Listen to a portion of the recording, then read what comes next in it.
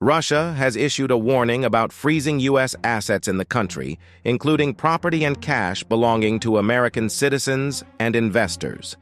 This move follows the strong opposition from senior Russian officials to a bill allowing the confiscation of Russian assets.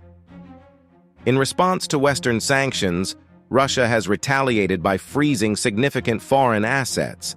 After Western countries seized roughly $300 billion of Russia's central bank reserves due to the Ukraine conflict, a Moscow court approved the seizure of $12.4 million to $34 million from JP Morgan Chase.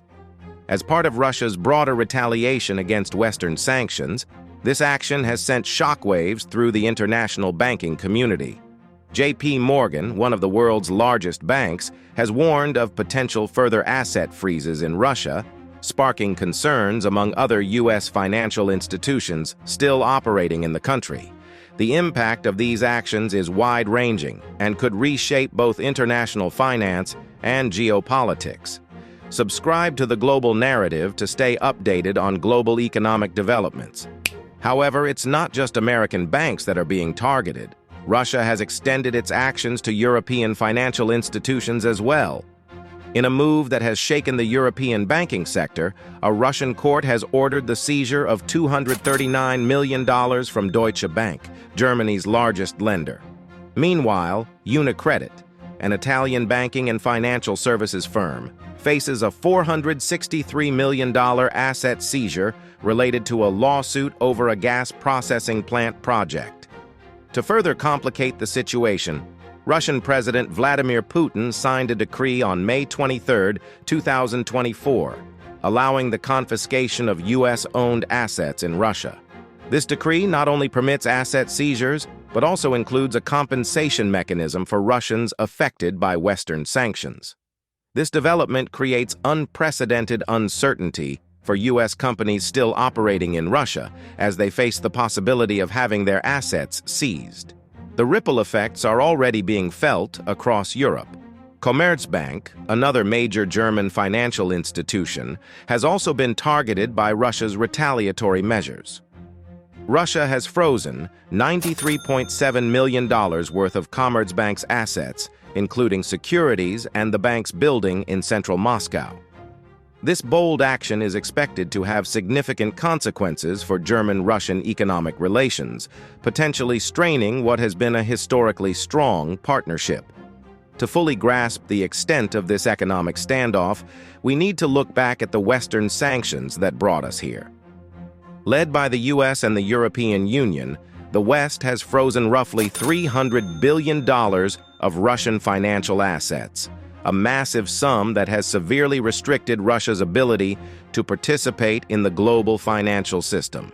The U.S. Treasury has intensified its efforts by requiring banks to disclose Russian assets, which could be seized under new measures.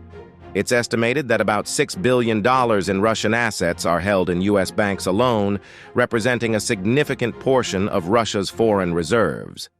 These sanctions have had a serious impact on Russia's central bank reserves and its economic stability.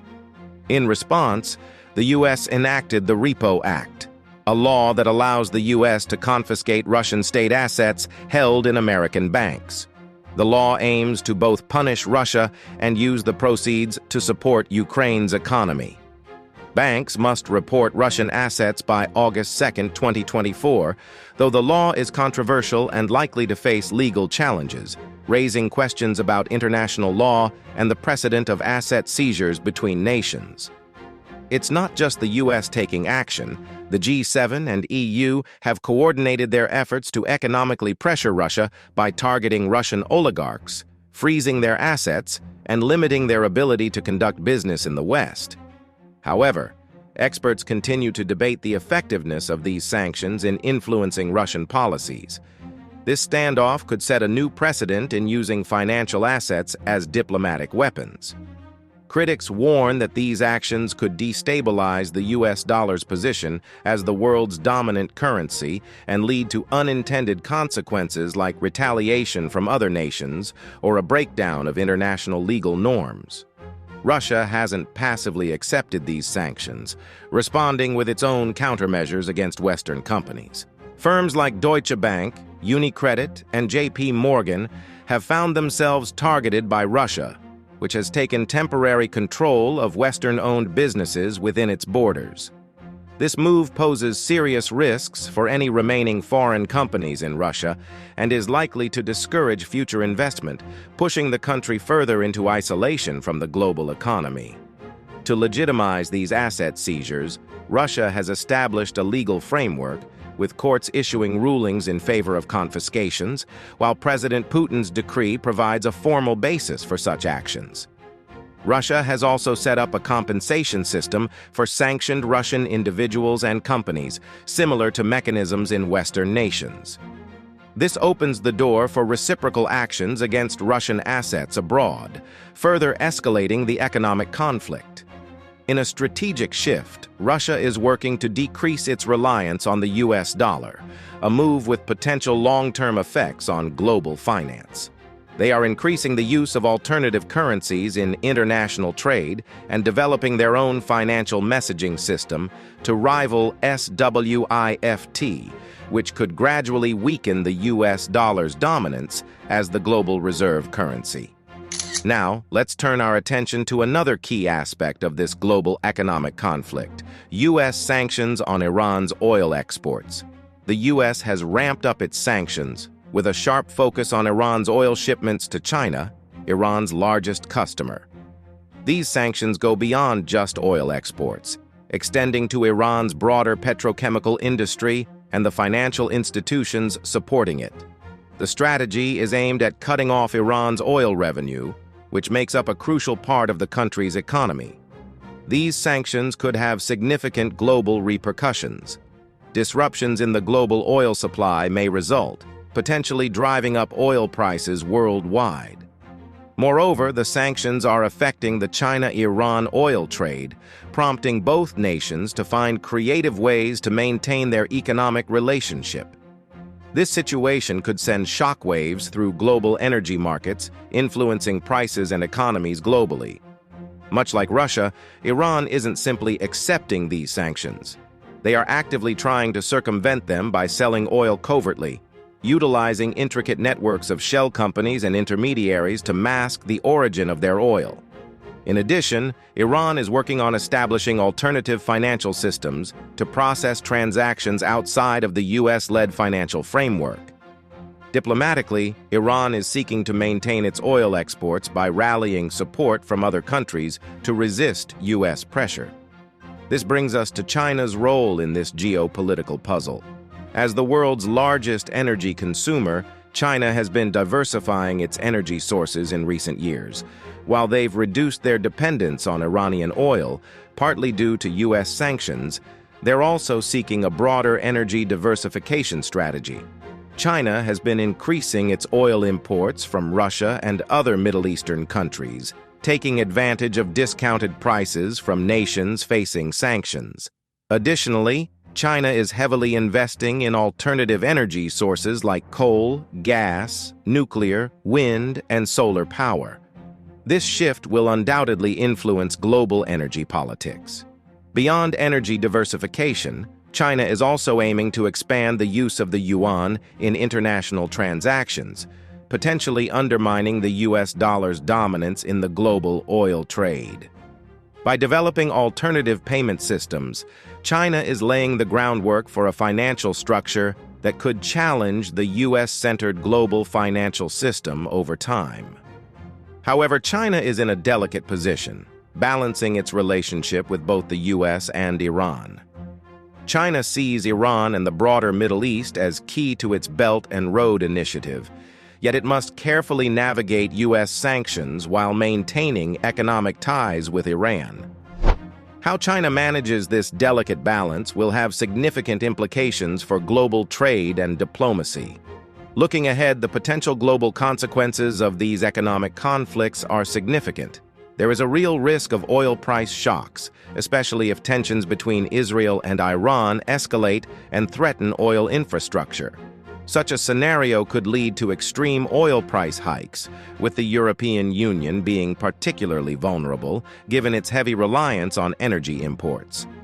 Prolonged high oil prices could trigger inflation, slow economic growth, and worsen economic inequality worldwide. Furthermore, we're seeing the escalation of economic warfare on a global scale. Asset seizures are becoming increasingly common in international conflicts, contributing to financial instability and market volatility. This trend could have long-lasting effects on the global economic order, potentially leading to the emergence of new economic alliances and blocs. We may witness the fragmentation of the global economy into competing spheres of influence, reminiscent of the Cold War era, but driven by economic rather than ideological differences. These developments are also reshaping global financial systems as challenges to the dominance of Western-controlled institutions grow. The rise of alternative payment systems and the increasing role of cryptocurrencies are altering the landscape of international finance.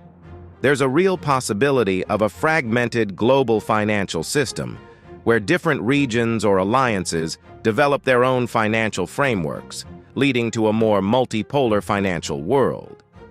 This would have significant implications for global trade and investment. As we navigate these turbulent times, the legal and ethical aspects of asset seizures deserve close attention. From the perspective of international law, the legality of such actions is highly questionable. These measures could face challenges in international courts and might set dangerous precedents for future conflicts. The erosion of sovereign immunity, a long-standing principle that protects state assets from foreign court seizures, adds to the instability of the international system and may encourage more frequent economic warfare. Ethically, it's important to consider the balance between punitive measures and diplomatic resolutions. While sanctions and asset seizures are designed to pressure target nations, they often have unintended consequences, such as disproportionately affecting ordinary citizens rather than the political elites. The long-term impacts on international relations and trust must also be considered. Economic warfare can undermine global cooperation, complicating efforts to address broader issues like climate change or future pandemics. Looking ahead, several possible scenarios could emerge from this economic conflict. There's the risk of further escalation, with more asset seizures and retaliatory measures. The conflict could even extend into the digital sphere, with an increase in cyber attacks on financial institutions. In the worst-case scenario, we could see a broader economic conflict that reshapes the global economic order. On the other hand, de-escalation is also a possibility. Diplomatic initiatives could help resolve tensions, with international organizations like the United Nations or World Trade Organization playing a mediating role. Over time, economic relations could gradually normalize as countries realize the mutual harm caused by prolonged conflict. In considering these future scenarios, it's crucial to remember the intricate and unpredictable nature of the global economy. Actions by one country often have far-reaching and unexpected consequences. We are in a period of great uncertainty, and prolonged economic warfare could fundamentally reshape the global economic landscape. This shift in global power dynamics and financial systems could have long-term effects on international trade and diplomacy.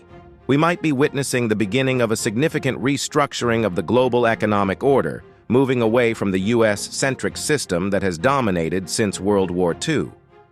The rise of China, Russia's assertiveness, and the responses of Western powers are all driving this shift.